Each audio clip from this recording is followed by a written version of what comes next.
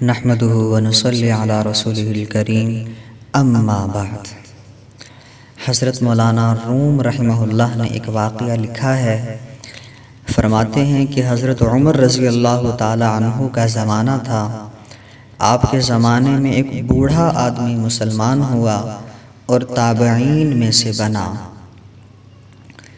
اس بندے نے اپنی پہلی ساری زندگی گانا گانے میں گزاری تھی۔ وہ اپنے وقت کا بڑا گویہ تھا۔ اللہ نے اس کو آواز بڑی اچھی دی ہوئی تھی۔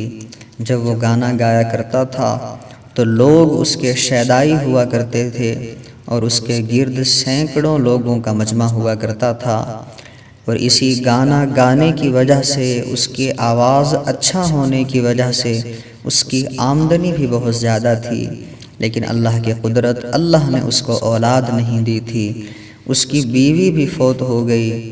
اب جب یہ بندہ بوڑھا ہو گیا، اس کے دانت بھی گر گئے، جس کی وجہ سے اب یہ گانا بھی نہیں گا سکتا تھا، تو اس کی آمدنی کا جو ذریعہ تھا وہ ختم ہو گیا۔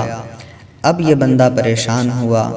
پریشانی کے عالم میں جو اس کے واقف کار لوگ تھے، یہ ان کے پاس مانگنے کے لیے جاتا۔ وہ واقف کار لوگ، اس کے دوست احباب، کچھ عرصہ تک تو اس کو دیتے رہے، لیکن کچھ عرصے کے بعد انہوں نے بھی نہ کر دی۔ اب جب سب دوستوں کی طرف سے بھی انکار ہو گیا تو اب اس بوڑھے کو کئی دن تک کھانے کو نہ ملا کرتا۔ اب اس کو اپنی جوانی کے دن یاد آنے لگے کہ میں جوانی میں کتنا خوبصورت تھا۔ جب میں گانا گاتا تھا تو سینکڑوں ہزاروں لوگ میری آواز پر مرا کرتے تھے اور میری ایک جھلک دیکھنے کو لوگ ترسا کرتے تھے۔ لیکن آج یہ وقت آ چکا ہے، میں بوڑھا ہو چکا ہوں، میرے منہ میں اب دانت نہیں رہے ہیں، اور آج میں دھکے کھاتا پھر رہا ہوں، اور کوئی بندہ مجھے ایک وقت کا کھانا دینے کو بھی تیار نہیں ہے۔ اب اس نے سوچا کہ کاش میں اپنی جوانی کے وہ دن، وہ راتیں میں اللہ کے لیے جاگا کرتا، تو آج اللہ مجھے اپنے دربار سے نہ دھتکارتے۔ لیکن میں تو اپنی جوانی ضائع کر بیٹھا ہوں۔ اب تو نہ حسن و جمال رہا، نہ مال رہا، اب میں اپنے رب کو کیسے مناؤں؟ وہ بوڑھا اسی سوچ میں گم تھا، اسی پریشانی کے عالم میں تھا کہ وہ جنت البقیع میں چلا گیا، اور قبروں کے درمیان میں ایک جگہ بیٹھ کر اپنی جوانی کے دنوں کو یاد کر کے رونے لگا، اور روتے روتے وہ بوڑھا گویہ اللہ سے دعا کرنے لگا، اے رب کریم، میں اپنی ساری جوانی ضائع کر بیٹھا ہوں، اب میرے پاس کچھ بھی ایسا نہیں ہے کہ جو میں تیرے حضور پیش کر سکوں۔ اے رب کریم، اب میرے منہ میں دانت بھی نہیں ہے، میں بوڑھا ہو چکا ہوں، لاٹھی کے سہارے تیرے پاس چل کے آیا ہوں، نہ آنکھوں میں بینائی ہے، نہ کانوں میں وہ سماعت کی قوت ہے۔ اے رب کریم، اب میں اپنے اعمال پر شرمندہ ہوں، اور میں یہاں قبرستان میں، یہاں جنت البقیع میں آ کر بیٹھا ہوں، اس لیے بیٹھا ہوں تاکہ میں اپنی قبر کے قریب ہو جاؤں۔ وہ بوڑھا اسی حال میں اللہ سے دعا کرتے کرتے اپنے گناہوں پر نادم اور شرمندہ ہو کر روتے روتے سو گیا۔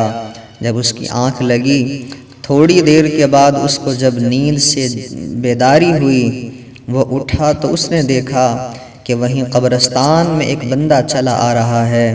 جب اس نے غور سے دیکھا تو وہ شخص کوئی اور نہیں تھا بلکہ امیر المؤمنین حضرت عمر رضی اللہ تعالی عنہ تھے، جنہوں نے اپنے سر پر کوئی سامان اٹھایا ہوا تھا اور قبرستان میں اسی طرف چلے آ رہے تھے۔ اب یہ بوڑھا ڈر گیا کہ امیر المؤمنین آ رہے ہیں تو وہ مجھے کوڑے لگائیں گے، مجھے سزا دیں گے۔ حضرت عمر رضی اللہ تعالی عنہ جب قبرستان میں داخل ہوئے، حضرت عمر رضی اللہ تعالی عنہ نے اس بوڑھے کو دیکھا، کچھ آگے چلے گئے، لیکن کچھ آگے جا کر پھر پلٹ کر واپس آئے اور اسی بوڑھے کی طرف آئے۔ جب اس بوڑھے نے انہیں اپنی طرف دوبارہ آتے دیکھا تو وہ اور زیادہ ڈر گیا کہ اب پتہ نہیں میرا کیا بنے گا۔ لیکن جب حضرت عمر رضی اللہ تعالی عنہ اس کے پاس آئے تو آپ کے سر پر جو گٹھڑی رکھی ہوئی تھی وہ آپ نے اپنے سر سے اتار کر اس کے سامنے رکھ دی اور فرمانے لگے کہ بھائی تم کھانا کھا لو۔ وہ بوڑھا بڑا حیران ہوا کہ امیر المؤمنین ہیں، میرے لیے کھانا سر پر اٹھا کر لائے ہیں، مجھے کھانا پیش کر رہے ہیں۔ اس نے امیر المؤمنین سے پوچھا، اے امیر المؤمنین، آپ میرے لیے کھانا کیسے لے کر آئے ہو؟ حضرت عمر رضی اللہ تعالی عنہ نے اب ان کو واقعہ سنایا۔ وجہ یہ ہوئی، دوپہر کا وقت تھا، میں قیلولہ کر رہا تھا تو خواب کے اندر میں نے دیکھا کہ مجھے اللہ رب العزت کی طرف سے یہ پیغام دیا جا رہا ہے کہ قبرستان میں میرا ایک دوست پریشان بیٹھا ہوا ہے، وہ بھوکا ہے، تو عمر جاؤ اور میرے اس دوست کو تم کھانا کھلاؤ۔ فرماتے ہیں کہ جب میری آنکھ کھلی تو اس وقت میں نے یہ سوچا کہ قبرستان میں اللہ کا دوست ہے۔ میں نے اپنی اہلیہ سے کہا جو کھانا ہے وہ تیار کرو۔ اہلیہ نے کھانا باندھا اور جب میں کھانا لے کر چلنے لگا میرے دل میں یہ خیال آیا کہ میں اللہ کے دوست کی طرف کھانا لے کر جا رہا ہوں، تو میں کھانا ہاتھوں میں اٹھا کر نہیں بلکہ اپنے سر پر رکھ کر لے جاؤں گا تاکہ اللہ کے دوست کا اکرام ہو سکے۔ اسی لیے آج عمر کھانا سر پر اٹھا کر تمہارے پاس لایا ہے، تو اے اللہ کے دوست تم کھانا کھا لو۔ جب اس بوڑھے نے یہ ساری بات سنی تو کہنے لگا، امیر المؤمنین، ابھی تھوڑی ہی دیر پہلے میں نے اپنے اللہ کے سامنے توبہ کی ہے، میں اپنے گناہوں پر شرمندہ ہوا ہوں۔